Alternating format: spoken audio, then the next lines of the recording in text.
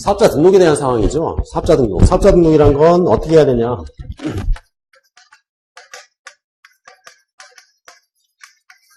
사업을 개시하면 사업자 등록이란 걸 해야 돼요. 근데 사업자 등록은 꼭 사업 개시 후에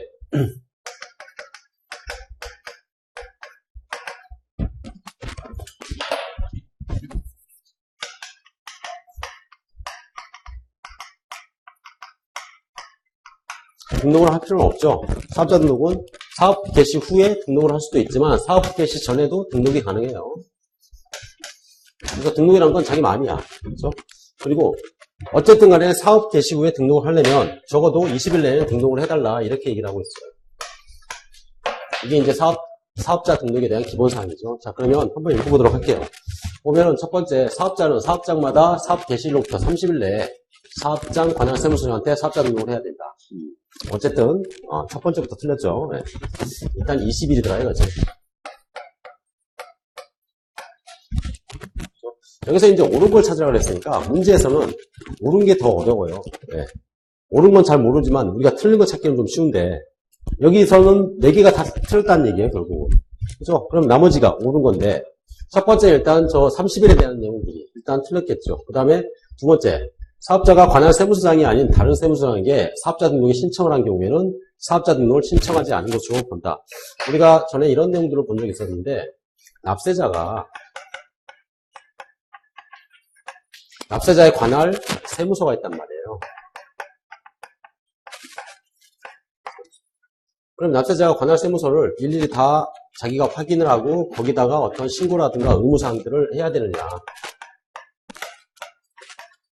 그럴 필요는 없다 그랬어요. 관할이 아니고 다른 세무서에 하더라도, 즉 다른 관할의 세무서에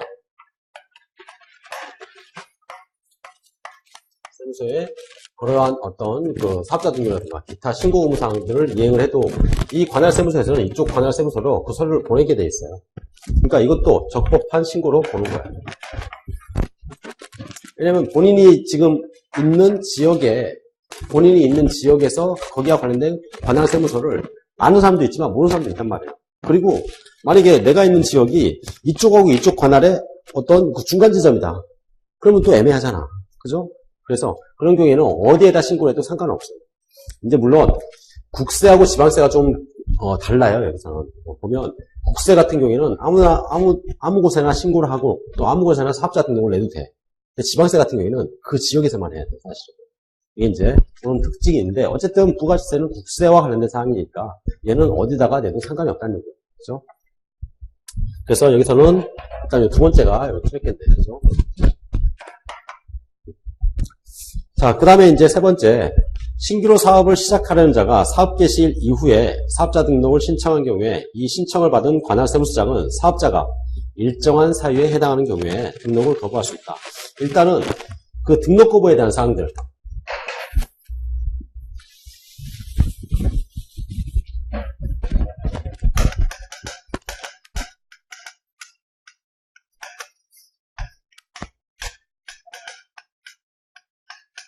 세무서장은 이 사업자 등록에 대해서 등록을 거부할 수 있는 권한이 있어요.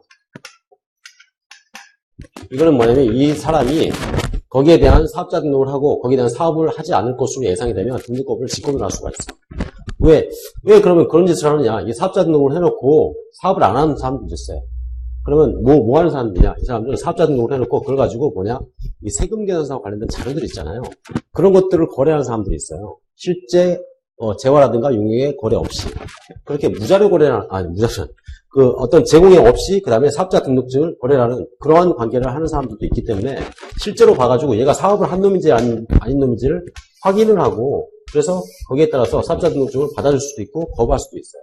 근데 여기서 보면 사업자가 관할 세무서장이 아니구나. 신규로 사업을 시작하려는 자가 사업 개시일 이후에 사업자 등록을 신청한 경우죠. 자, 그러면 사업 개시일 이후니까 세무서장이 사업자 등록에 대한 등록 거부를 할 때는 뭐냐면 이 사람이 사업을 안 할 것이라고 생각했을 때 등록 거부를 하는 거야.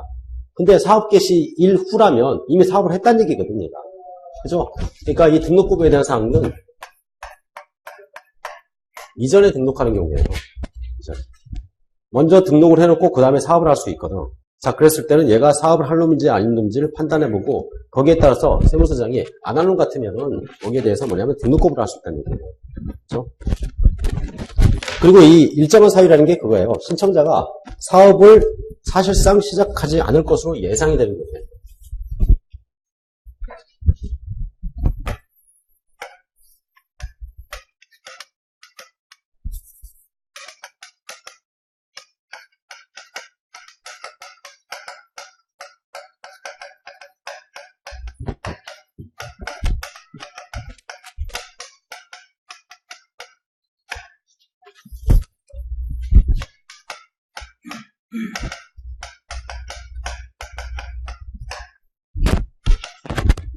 이게 이제 일정한 경우예요. 그때는 등록 거부를 신청할 수 있다. 근데 사업 개시 이후로 하면 사업을 시작했다는 얘기죠. 일단은. 자, 그 다음에 이제 네 번째, 사업자 등록 신청을 받은 관할 세무서장은 사업자 등록증을 신청일로부터 3일 이내 토요일, 공휴일 또는 근로자의 날은 산정해서 제외를 하고 3일 이내에 신청자에게 발급을 해야 되고 그 발급 기한에는 예외가 인정되지 않는다. 이게 이제 사업자 등록증을 신청할 때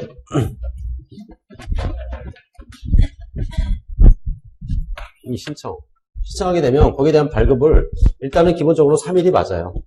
근데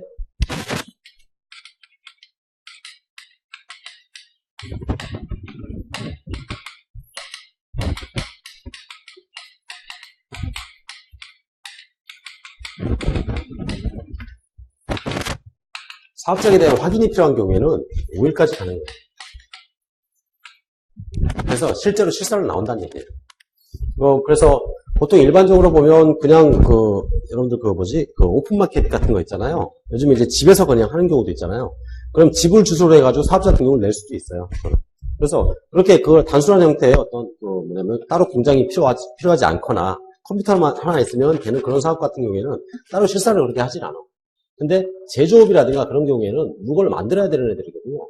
걔들 같은 경우에는 실제로 그 공장을 가서 실사를 하는 경우도 있어요. 그래서 세무공무원이 직접 그 사업장을 찾아가 봐요. 그래서 얘가 사업을 할 놈인지 아닌지를 확인하고 거기서 이제 사업자 등록이 발급되는 경우도 있어요. 근데 보통 아주 그러한 어떤 확인 절차가 필요 없는 경우에는 아침에 가서 사업자 등록증을 내면 1시간이면 사업자 등록증이 바로 나와버려요, 사실. 자, 그게 이제 뭐냐면 사업자 등록증과 관련된 사항이다. 그래서 여기서는 이게 틀린 거겠네요. 그렇죠?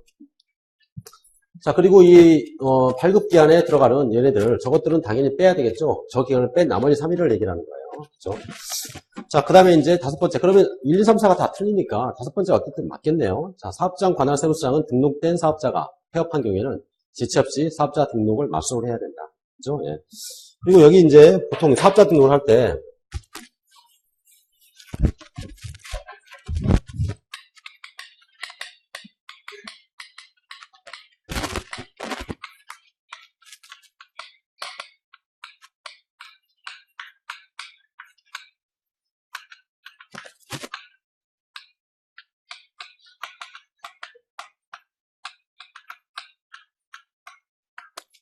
사업자 등록을 신청할 때는 사업자 등록과 관련된 사업장과 관련된 내용들에 대한 어떤 주소라든가 또는 상호라든가 또는 사업자에 대한 어떤 업종 뭐 이런 것들을 갖다 써줘야 돼요. 근데 그런 것들을 쓸 때 거기에 대한 내용들이 불충분한 경우에는 뭐냐면 보정이라는 걸 하게 돼 있어요. 바꾼다는 얘기죠. 내용들을 추가하거나 뭐 그런 보정이 필요한데 보정 기간은 기본적으로 10일을 줘요. 그래서 사업자 등록 신청에 대한 내용에 대한 보정이 필요할 때는 10일의 보정 기간을 주고 그 보정 기간은 이 등록증을 발급하는 이 기간 있죠. 여기에는 포함시키지 않아요.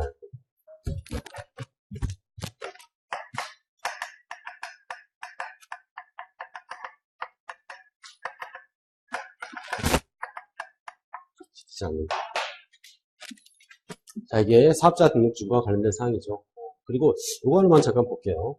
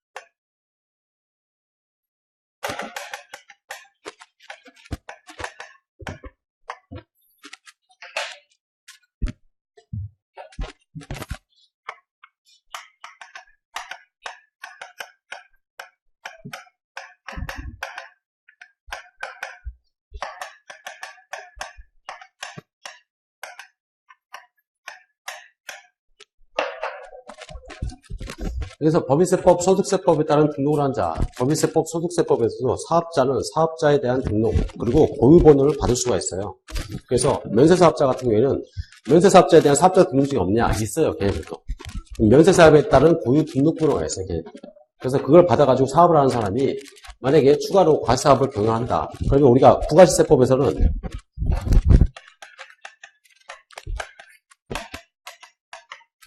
두 가지, 과세사업자와 면세사업자 있죠. 과세사업자는 일반 과세자, 그 다음에 간이과세자 이렇게 있는데 부가세법상의 납세부자는 얘네들이었단 말이에요. 그래서 부가세법상에서는 면세사업자는 사업자로 보고 있지 않아요. 근데 얘네들도 면세사업에 따른 사업자 등록이라는 게 가능해요. 그래서 거기에 따른 등록을 했을 때 얘네들이 과세사업을 겸용하고 싶다. 그러면 자기가 가지고 있는 그 등록증에 대한 정정신고서를 제출하게 되면 사업자 등록을 한 걸로 보겠다는 얘기예요. 그죠? 이게 이제 뭐냐면 법인세법 또는 소득세법에 따라서 등록한 사업자가 과세사업을 겸용하는 경우에 거기에 따른 등록 정정신고서만 가지고 가능하더라. 자, 이게 사업자 등록에 대한 사항이에요. 여기서는 답이 5번이 되겠네요. 그죠?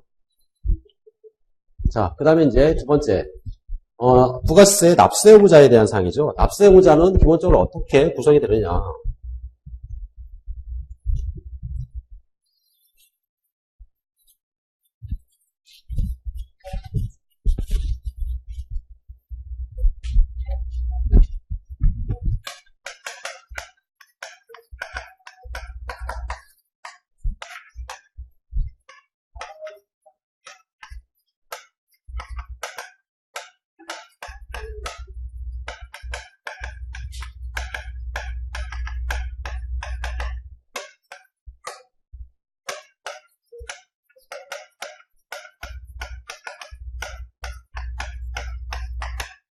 일단 납세의무자는 재화나 용역을 공급하는 자, 그 다음에 재화를 수입하는 자가 이제 납세 의무가 있는데 여기에서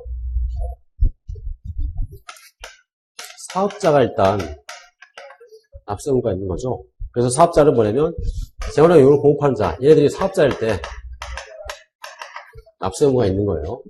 근데 여기서는 재화를 수입하는 자는 사업자 유무, 얘는 상관이 없어요. 관련이 없어. 수입하는 자는 어쨌든 간에 부가세를 내야지 그거를 물건을 가지고 들고 올 수 있다는 얘기예요. 근데 국내에서 재화나 용역을 공급하는 자는 사업자를 기준으로 해서 걔를 부가세법상 납세부자라고 보고 있어. 그럼 사업자라는 게 도대체 뭐냐? 사업자. 여기서는 첫 번째로 영리 비영리를 따지질 않아요. 관계없어요. 그래서 돈을 벌려고 하느냐, 돈을 벌지 않으려고 하느냐, 그런 건 상관이 없다는 얘기야. 그 다음에 두 번째로 재화나 용역을 이렇게 계속 반복적으로 공급을 해야 돼요.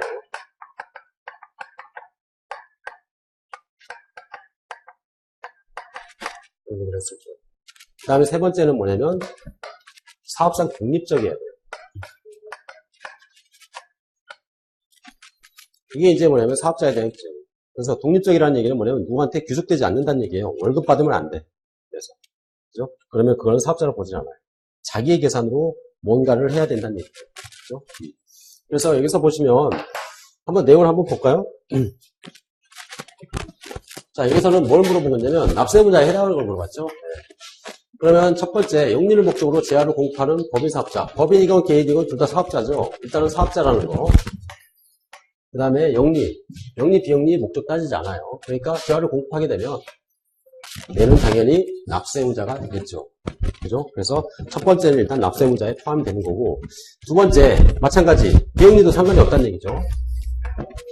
자, 그 다음에 사업상 독립적으로요. 재화를 공급하는 개인도 어쨌든 간에 사업자면 거기에 따라서 사업자로 볼 수 있는 거고, 독립적으로 이렇게 계속 반복적으로 제공을 하게 되면 걔도 납세의무자에 포함이 되겠죠. 그죠? 두 번째 요건도 충족이 돼요. 그 다음에 세 번째, 재화를 수입하는 개인으로서 사업자가 아닌 자. 그러면 요거 봤죠? 수입하는 놈은 사업자가 유무가 상관이 없다고 그랬어요. 그죠? 그러니까 이놈도 마찬가지 가능하겠네. 그죠? 자, 그 다음에 이제 네 번째, 영리를 목적으로 사업상 독립적이지 않은 지위에서 용역을 공급한다. 이거는 이것 때문에 안 되는 거죠. 독립적이어야 된다는 얘기야, 자기. 그래서 어디에 고용이 돼서 용역이라든가 또는 재화를 공급하는 사람은 안 된다는 얘기예요. 그래서 사업자를 볼 수가 없어요. 그렇죠? 그 다음에 이제 네 번째, 직전 연도에 공급대가의 합계액이 4천만 원 이상이고, 당연도 공급대가의 합계액이 3,500만 원인 개인 사업자. 여기서는 여기서 끝나요. 개인 사업자는. 일단 사업자가 들어가는 거죠. 자, 그 다음에, 우리가 그 납세금 면제 규정이 있었어요. 납세금 면제가 2,400만 원 이하일 때 납세금 면제 규정이 적용이 돼. 근데 거기에는 적용되는 놈은 아니죠, 얘는. 그죠? 그래서 얘는 수가 있다. 그래서 기억, 미음이 되겠네요. 그죠? 여기서 뭐 크게 그렇게 어려울 건 없어요. 자, 그 다음에 이제 세 번째로 한번 보도록 할게요.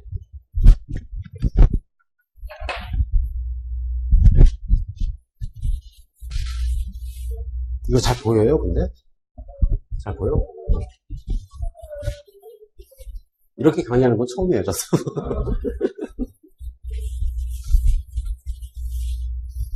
앞으로 어떻게 변할지 모르죠. 예. 강의를 여러 가지 방식으로 이렇게 해놓은 것도 괜찮을 것 같아요.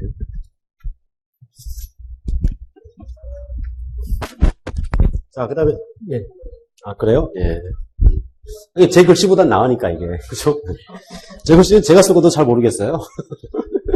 가끔 가다가 내가 쓰고, 이거 뭐지? 무슨 말이지? 자, 여기 세 번째 보면, 옳지 않은 걸 이제 물어보는 거죠. 영세율과 면세에 대한 사이죠. 여러분들 시험 볼 때 이거 꼭 주치고 넘어가세요. 이거 진짜 중요해요. 하다 보면은 읽다가 이게 옳은 거였나 틀린 거를 까먹고 예문을 읽어버리는 경우가 있어요. 그러면 생각하기로 틀린 걸 구하라 했는데 딱 1번부터 틀린 거야. 그럼 답을 치고 넘어가 버리는 거예요. 그죠? 그러니까 그런 거 조심해요. 많이 틀려봤으니까. 그죠? 여러분들 많이 해봤을 거 아니에요. 저도 그랬어요. 그래서 이런 것들 하나 틀려버리잖아요. 그러면 돌아버리는 거야, 그냥. 머릿속에. 그래서 여러분들 그런 거 꼭 조심해야 돼요. 자, 첫 번째, 영세율과 면세인데, 국외에서 공급하는 용역에 대해서 영세율을 적용한다. 이것은 이제 옳지 않은 걸 얘기를 하는데, 국외에서 공급하는 용역이죠. 그거 영세율 적용이 가능하죠. 그래서 이런 거 봤었잖아요. 우리나라에서 뭐 두산이 이렇게 저기 어디 사우디 가가지고 뭐 이렇게 건물 지어주더라. 그죠? 이게 이제 국외에서 제공하는 용역이에요. 그죠? 이런 거 영세율 적용이 된다는 얘기죠. 그죠? 네. 자, 그 다음에 이제 두 번째, 선박 또는 항공기에 의한 외국 항행 용역의 공급에 대해서 영세율을 적용하더라. 이 선박, 항공기. 고기 같다. 예, 이렇게 써있어요. 그죠? 네. 얘가 우리나라에서 공급하는 건 당연히 재화나 용역의 공급이 될 수 있는 거고, 이놈이 요렇게 나가지고 외국에서 어떤 외국 항행 용역을 제공을 하더라. 그러면 이거는 뭐냐면 우리나라 과세권이라고 그랬죠, 이 안은. 그죠? 그럼 얘도 마찬가지 과세 대상 용역을 제공하는 거야. 근데 여기다가 어떻게 했냐면 영세율을 적용해 줬단 말이야. 그죠? 네. 그래서 과세 대상 용역이긴 하지만 영세율을 적용해가지고 거기에 따른 어떤 소비적 과세 원칙이라든가 또는 외화 획득 뭐 그런 것들에 반영이 된다 이런 얘기죠. 자, 그 다음에 이제 세 번째, 우면 상주하는 외국 공간에 재화 또는 용역을 공급하는 경우에 영세율을 적용을 한다. 이것도 마찬가지죠. 외국 공간 거기다가 용역이나 재화를 공급할 때, 자, 기본적으로 보면 전에 이런 게 있었어요. 영세율에 대한 사항들을 볼 때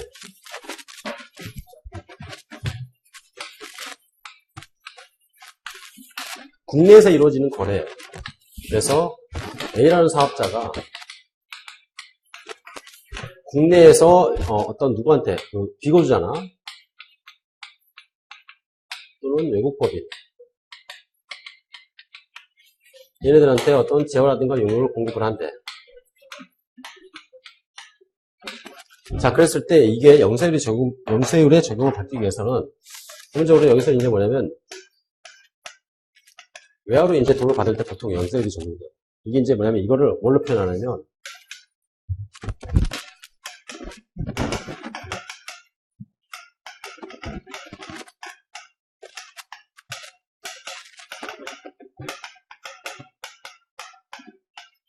외국 항행에서 원화로 받는 경우 이렇게 이제 표현이 되고 있어요. 그럼 뭐냐면 비교자 외국 법인한테 국내 거래인데 여기에 대해서 뭐냐면 얘네들한테 제공할 때 이걸 대가를 외화로 받았을 때 그거는 영세율 적용해 주겠다 이렇게 얘기를 하는 거야. 그죠? 근데 여기가 이런 외국 공관이라든가 외교관 이런 경우에는 이 조건이 필요가 없어요. 원화로 받아도 상관이 없어요. 이거 하나 꼭 체크해 주세요. 자, 그래서 일단 얘는 영세율 적용이 맞겠네요.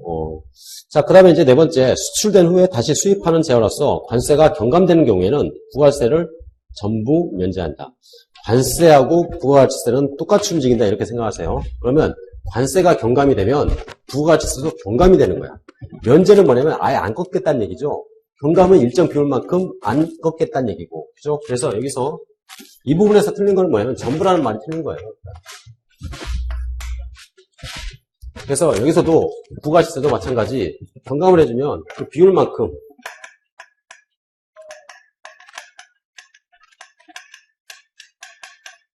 면제를 하는 거예요, 사실은.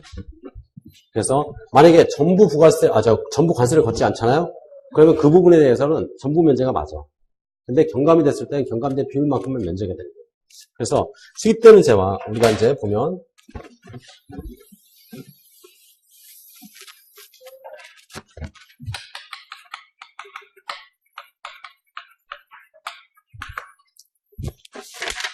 수입된 재화에 대해서 면세가 적용되는 경우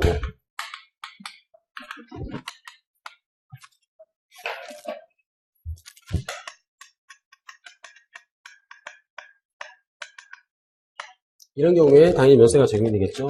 식료품 같은 경우에.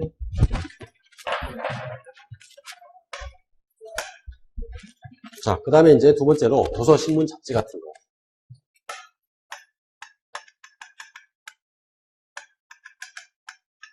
이것도 이제 면세가 적용이 되고. 그 다음에 세 번째, 외국으로부터 지자체에 무상으로 제공되는 것도 있어요. 그래서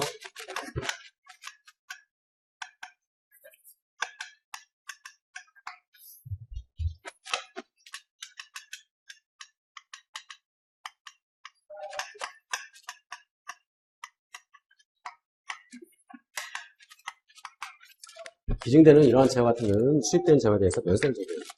그 다음에 네 번째, 거주자가 가공받은 물품을 통해서 소유 물품인데 그런 물품으로서 관세가 면제되는 거예요. 그래서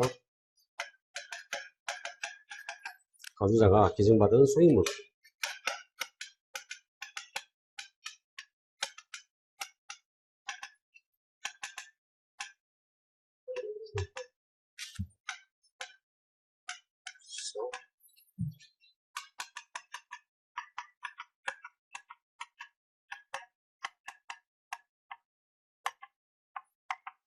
관세가 면제되는 것들. 이런 것들은 관세 면제가 되면 일단 부가세도 면제된다 이렇게 생각하세요. 이게 면제되면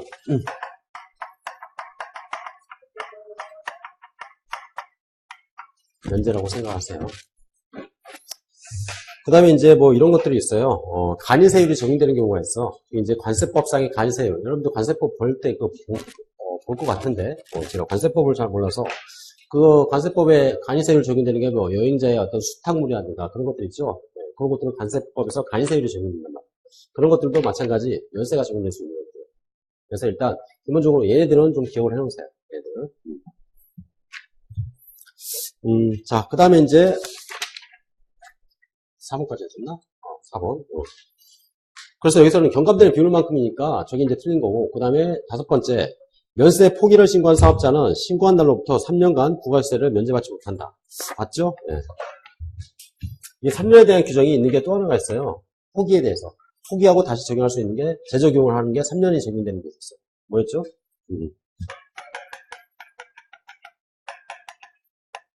여기 있었어요. 자리에서 포기. 그래서 부가세법에 따른 사업자가 거주자인 경우에 영세율과 면세에 대한 설명은 이렇다.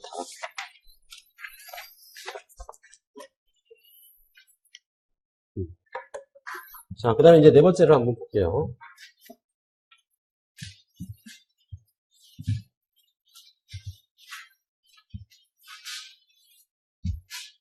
자, 여기서 이제 물어보는 게 뭐냐면 옳지 않은 거네요. 자, 보니까 납세지와 과세 관할에 대한 설명이네. 그렇죠? 한번 읽어보죠. 첫 번째, 사업자 단위 과세 사업자가 아닌 사업장이 있는 경우에 부가가치세 납세지는 각 사업장의 소재지로 한다. 여기서 사업자 단위 과세 사업자가 아닌 사업자죠. 그러면 사업 장별 과세 원칙을 한다는 얘기야. 그죠? 그래서 부가세법은 기본적으로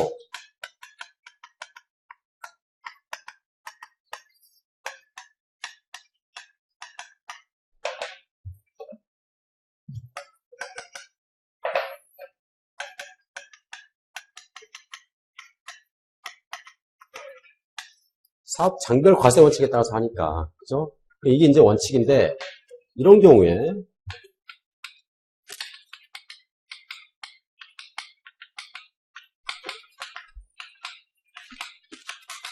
요걸 사용하게 되면, 그 사업장의 본점이라든가, 또는 주사업장,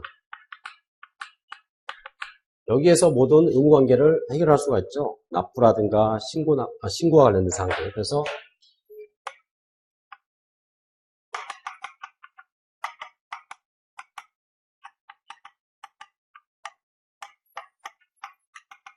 사항을 이 본점이나 주사업장에서 이제 할 수가 있어요. 그죠? 근데 요거하고 좀 비슷한 게 하나 있었는데,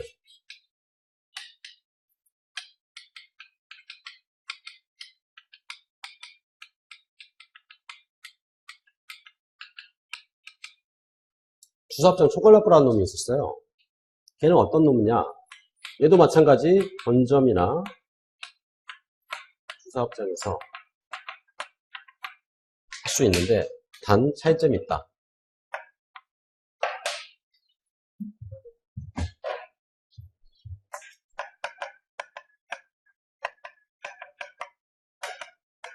납부만 할 수 있다. 그죠? 그러면 결국은 뭐냐면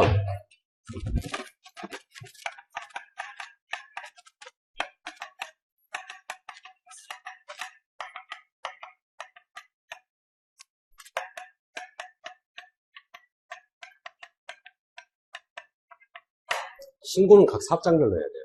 신고. 그러면 각 사업장에서 신고를 안 했다. 비록 주사업장 총괄납부 그 본점에서 거기에 대한 납부를 했더라도 개별 사업장에서, 그러니까 A라는 사업장이 이렇게 3개가 있다. 자가 B, C, D가 있었고 여기를 이제 본점으로 해가지고 주사업장 총괄납부를 하기로 했어요. 그래서 뭐냐면 이 B에서 B와 C와 D에 대한 세금을 납부를 했어.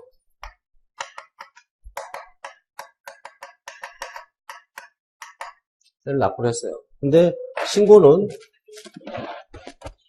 여기에서는 여기 관할세무서에 신고를 했어요. 얘도 마찬가지 관할세무서에 신고를 했어요. 근데 얘는 신고를 하지 않았더라. 그러면 얘는 무신고 가산세가 적용이 돼요. 신고 자체는 다 해줘야 돼요. 납부만 여기서 할 수 있는 거예요. 이게 주사업장 총괄 납부예요. 근데 사업자 단위 과세 제도에서는 뭐냐? 이런 거 필요 없어요. 왜냐면 얘네들이 사업자 등록번호가 없어요. 관할세무서에서는 사업자를 어떤 걸로 구분해서 관리를 하냐면 사업자 등록번호로 관리를 하게 돼 있어요. 그러니까 얘는 관할세무서 해봤자 소용이 없는 거야. 그러니까 모든 업무는 이쪽에서만 가능해요. 사업자 단위 과세 제도에서. 그죠? 그래서 여기서는 당연히 이렇게 되고, 그리고 여기서 또 하나의 차이점이 있단 말이에요. 뭐냐면 지점도 가능해요. 총괄납부하는 장소. 근데 사업자 단위 과세 제도에서는 본점이나 주사업장만 가능하죠. 그죠? 이게 이제 대표적인 차이점이죠. 이게 이제 부가세법상에서 원래는 사업장별 과세 원칙인데 여기에 따르지 않는 그런 경우다. 그죠? 자, 그러면 첫 번째, 사업자 단위 과세 사업자가 아닌 그러한 사업자가 사업장에 있는 경우에 부가세 납세지는 각 사업장의 소재지로 한다. 맞겠죠? 이게 사업장별 과세 원칙을 할 수 있는, 사업장별 과세 원칙을 해야 되는 기본적인 이유는 뭐냐면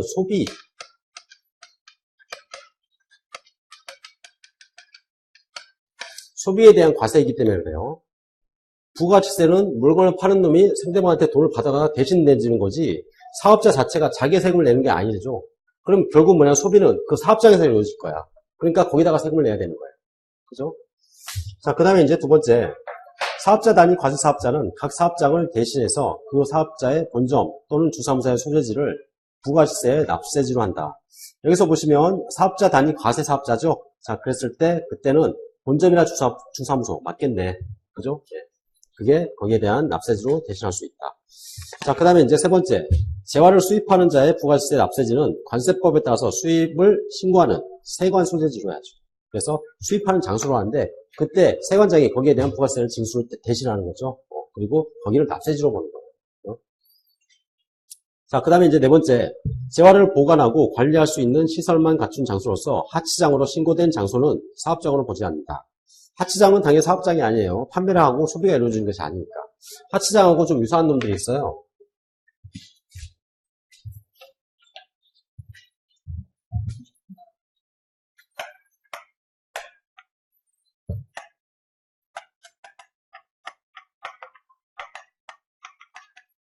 임시사업장이라는 데가 있죠. 거기도 사업장으로 보진 않아요.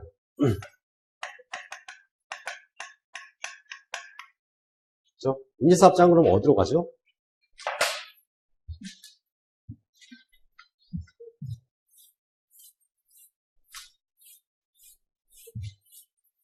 자, 임시사업장 요놈은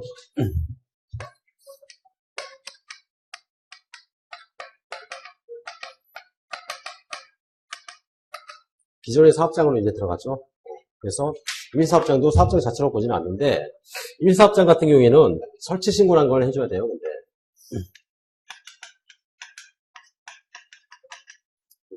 그래서 설치를 하고 10일 내에 설치 신고를 해요. 10일 내에 설치 신고를 하고 근데 단 설치 기간이 10일이 안 된다. 그러면 신고는 필요 없다. 그죠? 그래서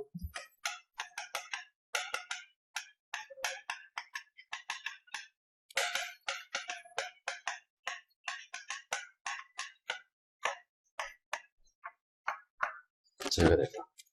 그리고 임시사업장을 설치했다가 임시사업장을 폐쇄하는 경우도 있겠죠. 그때도 마찬가지 10일 내에 폐쇄 신고를 해줘야 돼. 이게 이제 임시사업장에 대한 사항입니다. 자, 그 다음에 이제, 다섯 번째. 재화를 수입하는 자에 대한 부가시세는 관세법에 따라서 수입을 신고하는 세관에 관할하는, 세관장이라고 그랬죠? 거기에 따른 세무서장이나 지방국세청장이 과세하는 게 아니라 그랬죠. 세관장이 과세할 수밖에 없는 게, 물건 들어온 것에 대해서 과세를 해야 되거든요. 그러니까 세관장이 과세할 수밖에 없는 거예요, 사실은. 그렇죠? 그래서 세무서장이나 지방국세청장이 과세할 수 없겠죠. 답은 5번이 되겠네. 그렇죠?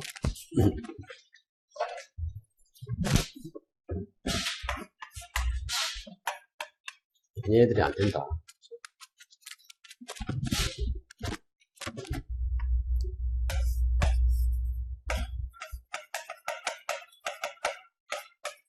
세관장이 없겠지. 그래서 부가세법상 납세지와 과세 관할에 대한 사항들은 이렇게 됩니다.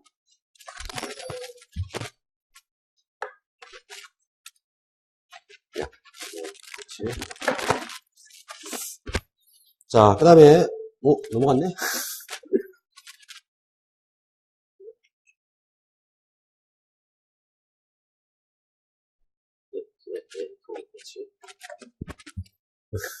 이거 아니네? 이거 맞구나. 아직 적응이 좀 안 되고 있어요.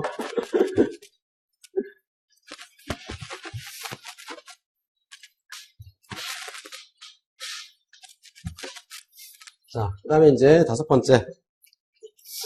자, 부가세법상 납세부에 관한 설명을 옳지 않은 거네요. 자, 옳지 않은 것은. 자, 첫 번째.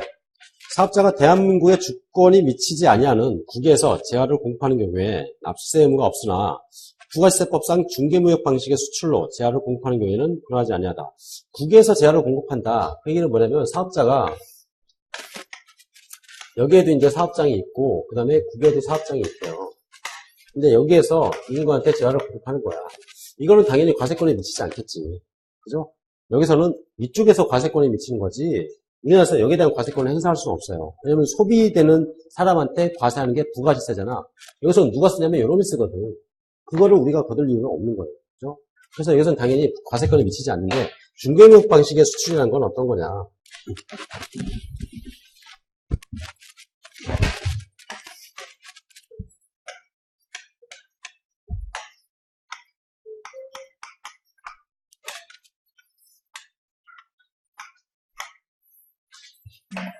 그래서 여기서 여기로 매입을 하고 그 다음에 그거를 여기다 수출을 하고 이렇게 할 수도 있고 또는 직접 이쪽으로 넘어갈 수도 있어요. 그렇지만 거기에 대한 거래는 어디? 여기에서 이루어지는 거야. 여기에서 거기에 대한 계약이라든가 대금 지급이 이루어지는 거. 이게 이제 뭐냐면 중개무역 방식의 수출이죠. 그래서 뭐냐면 얘는 이 매매 차익을 얻는 거예요. 그리고 물건은 이렇게 들어왔다 나가는 경우도 있고 바로 이쪽으로 넘어가는 경우도 있어요. 자, 그랬을 때는 뭐냐면 영세율이 적용되는 거죠. 그래서 여기서 보시면 중개무역 방식의 수출로 재화를 공급하는 경우에는 흔하지 않다. 그 얘기는 뭐냐면 과세거래에 해당한다는 얘기예요. 왜? 영세율을 적용해 주니까. 영세율은 기본적으로 과세거래에 대해서 적용이 되는 거예요. 됐죠? 그러니까 여기서는 맞는 얘기가 되거든요. 그리고 그 중개무역 방식에 따른 수출, 그럴 때는 국내, 여기서는 물론 그 얘기가 좀 빠지긴 했지만 국내 사업장에서 계약이나 대가 수령이 이루어져야 돼요.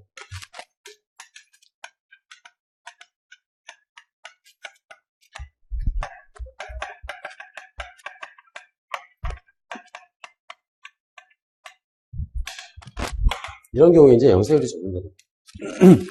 그래서 첫 번째 일단 맞는 얘기가 되겠네요. 자, 그 다음에 이제 두 번째, 농민이 자기 농지의 확장 또는 농지 개량 작업에서 생긴 토사석을 일시적으로 판매하는 경우에 납세 의무가 없다. 이거 아까 우리가 이거 본 적이 있었네.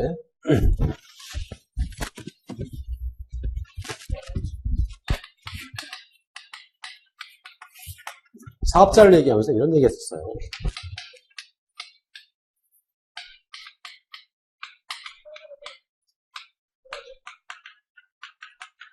영리와 비영리로 구분하지 않는다 그랬죠? 그래서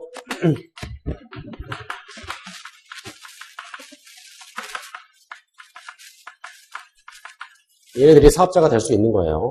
그 다음에 두 번째,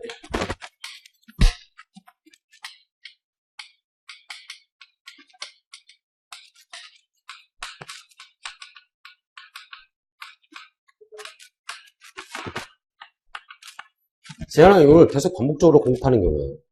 일시적으로 한번 팔았다. 그걸 사업자로 볼 수 있냐? 그건 아니라는 얘기예요. 그죠? 그 다음에 세 번째는 독립적이어야 돼요. 자, 그러면 여기서 얘가 사업자에 해당하는지 먼저 판단을 해볼까요? 자, 토사를 일시적으로 팔았대요. 사업성이 없는 거예요. 그죠? 그러니까 얘는 사업자로 볼 수가 없는 거고, 납세 의무는 없겠죠, 당연히. 그죠? 사업자의 여부는 사업자 등록과는 상관이 없어요. 만약에 이런 요건을 갖추고 있다. 그러면 걔는 사업자고, 사업자 등록을 하지 않았더라도 사업자로 보고 거기에 대한 과세가 이루어지는 거야. 그럼 그때는 어떻게 하냐면 직권으로 해가지고 세무서장이 거기에 대한 사업자 등록 발급을 해버려요. 그죠? 그래서 여기서는 요거 때문에 이게 맞는 얘기가 되겠네. 자, 그 다음에 이제 세 번째, 청산중에 있는 내국법인이 사실상 사업을 계속하는 경우에 상법에 따라서 계속 등기를 하지 않으면 납세 의무가 없대요. 자, 청산이라는 게 뭐지? 청산이라는 게 뭐야? 여러분들 그런 거 안 해요? 여자친구한테, 야, 우리 이제 청산하자. 그죠? 때려치는 거야. 네. 근데 사업자가 청산을 할 때, 우리가 회사가 청산을 할 때는 과정이 좀 있어요. 여자친구를 만나가지고 이번에 청산하자 이렇게 했어요. 그러니까 청산을 내면 그 말로 끝나는 게 아니야.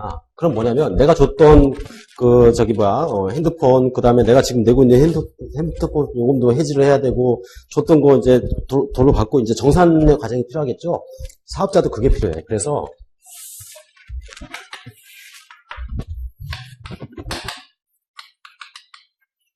청산 등기를 이렇게 하면 그다음부터는 뭐냐면 청산 절차에 들어가요. 이 청산 절차가 어떤 거냐? 얘가 지금 재무제표에 이렇게 있어. 자산이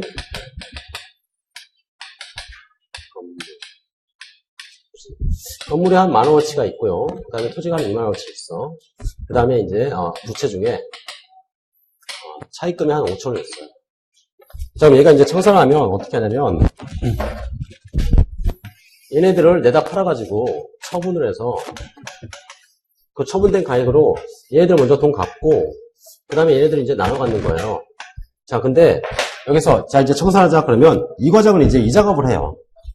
이 작업을 해가지고 요걸 처분하니까 얼마 정도 한 4만원 받을 것 같아요. 자, 그러면 4만원 받아가지고 5천원 주고 나면 여기 남는 게 얼마예요? 숙수로 얘기하는 게 너무 쉬워서 숙수 좋은 거지. 네. 35,000원 남죠? 이걸 뭐냐, 자연세가이라. 그래서 청산하면 언제 회사가 끝나냐면 이때 끝나요.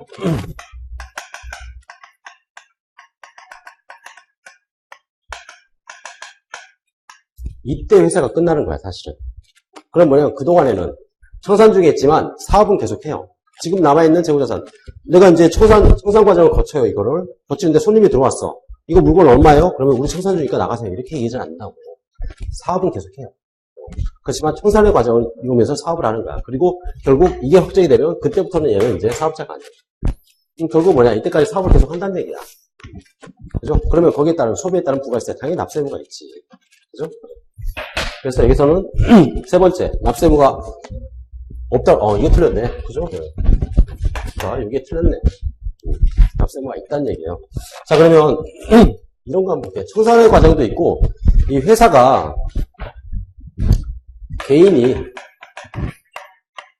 없어지면, 소멸이 되면, 개인이 소멸이 됐다. 그러면, 숟가락이 났다는 얘기죠. 예. 개인이 숟가락 놓으면, 그때는 어떤 문제가 생기냐면, 상속에 대한 문제가 생겨요, 사실은. 예. 근데 법인이 숟가락 놓는 경우도 있죠. 얘는 뭐냐면, 걔가 사라지는 경우가 있고, 어디 안에 들어가는 경우가 있어. 그래서, 얘 같은 경우에는 첫 번째, 청산, 얘는 이제 없어지는 거예요, 이렇게. 자, 두 번째는 뭐냐면 이런 경우가 있어요.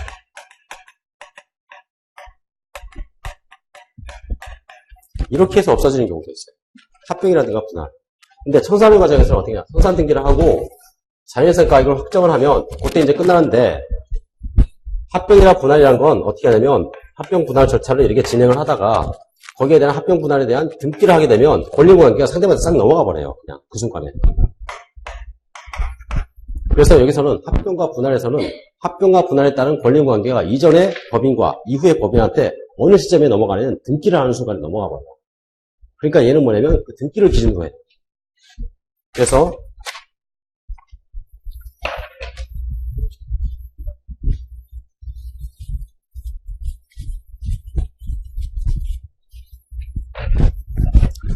폐업일을 한번 폐업일.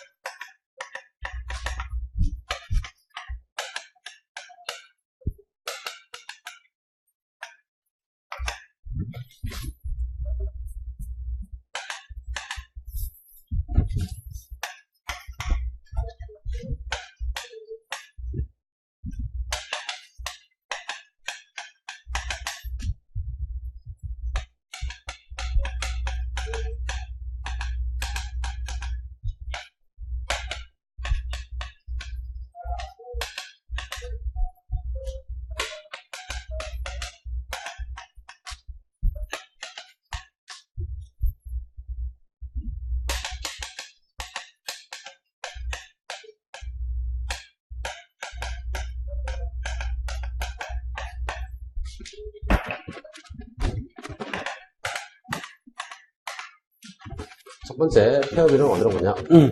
합병이나 분할은 등기로 끝난다 그랬죠? 얘는 등기일이에요. 등기가 되면 권리관계가 이전에서 이후로 넘어가 버려요. 그냥. 그러니까 그때가 폐업이 되는 거예요. 자, 그 다음에 이제 그 외의 경우는 뭐냐? 실질적으로 폐업한 날이라고 얘기를 하고 있어요.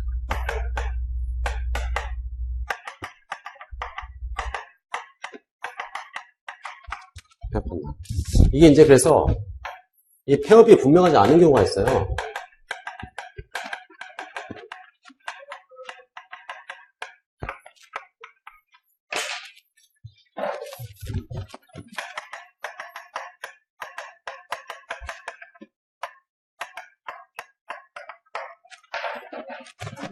그때는 폐업신고서 접수일을 폐업일로 봐요.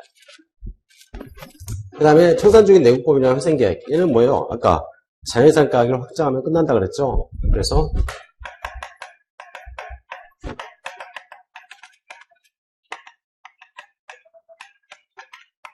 이때가 돼야지 모든 채권 채무 관계가 사라지는 거야, 걔들.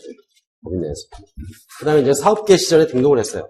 사업계 시전에 등록을 했는데 사업을 안 하는 놈이에요. 그럼 과연 언제를 폐업일로 보겠냐, 이거야. 여기서는 어떤 경우가 있었죠? 6개월을 봤었죠, 우리가. 네, 그래서 얘 같은 경우에는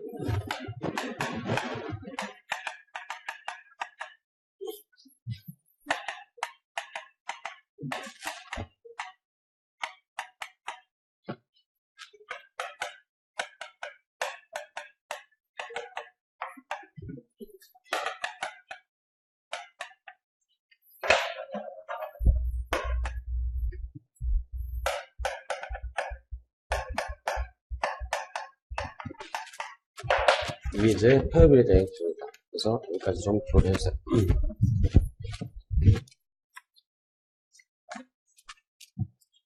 그래서 여기서는 답이 일단 3번이 되겠네요. 그 다음에 네 번째, 과세 대상이 되는 행위 또는 거래 귀속이 명의일 뿐이고 사실상 귀속되는 자가 따로 있는 경우에는 사실상 귀속되는 자가 부가세에 납세 의무가 있다. 이거는 사실 어디 규정이냐면 국세기본법에 관련된 규정이에요. 사실 국세기본법에는 이런 규정이 있어. 실질과세에 대한 규정들이 있어요.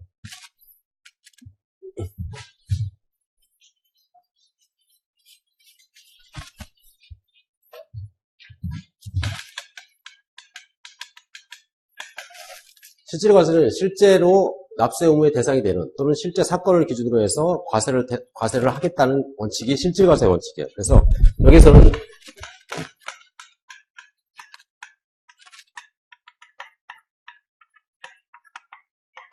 귀속에 대한 실질과세라는 게 있어요. 그러면 실제 귀속되는 놈, 즉 계산은 다른 사람이 이루고 하지만 실제로 거기에 대한 계산 또는 수익이나 비용이 누군가 다른 이에게 귀속이 된다면 그 사람한테 과세를 하겠다는 얘기예요. 이게 귀속에 대한 실질과세예요. 그래서 이런 경우 많이 있잖아요. 사업자를 빌려가지고 사업을 하는 사람도 있단 말이에요. 그죠? 자, 그랬을 때 소위 말하면 뭐야? 바지사장이라는 게 나타날 수 있단 말이에요. 그죠? 그랬을 때 실제 귀속한 자에 대해 과세를 하겠다는 얘기예요. 그죠? 그래야지 뭐냐면 과세 형평에 어긋나지 않는단 말이에요. 그죠? 자, 그래서 여기서는 당연히 네 번째가 맞는 얘기가 되겠죠. 자, 그 다음에 이제 다섯 번째, 부가세가 과세되는 재화를 공급하거나 용역을 제공하는 사업자는 사업자 등록 여부 및 공급 시 부가세 거래징수 여부에 불구하고 부가세를 신고 납부할 의무가 있다. 뭐 당연히 얘기죠. 재화를 공급하는 자, 그 다음에 거기에 따른 사업자 등록을 했는지 안 했는지 그건 상관이 없다고 그랬죠. 그래서 걔는 사업자로서 거기에 대한 납세 의무를 가지고 있다, 이렇게 얘기를 하는 거죠. 일단 여기까지 보고 잠깐 쉬었다가 이번부터 한번 보도록 할게요.